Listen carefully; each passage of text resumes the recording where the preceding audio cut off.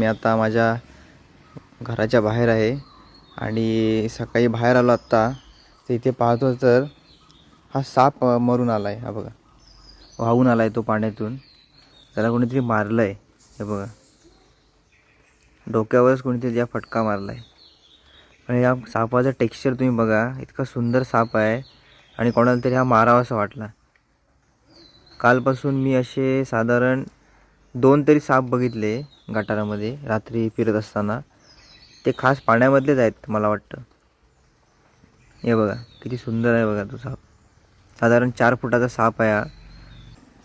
एवढा साप आपण जर कुठल्या प्राणी संग्रहालयामध्ये बघायला गेलं तर आपण पैसे देऊन तिथे बघतो.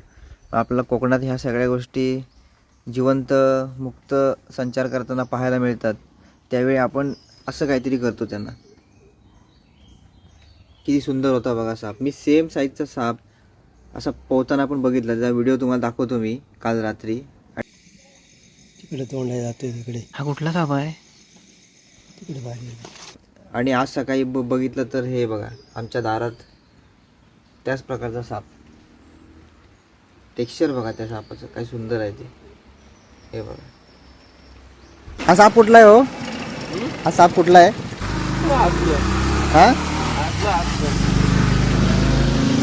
आतलं एवढं मोठं होतं ते. एवढं लांब होतं तेवढं.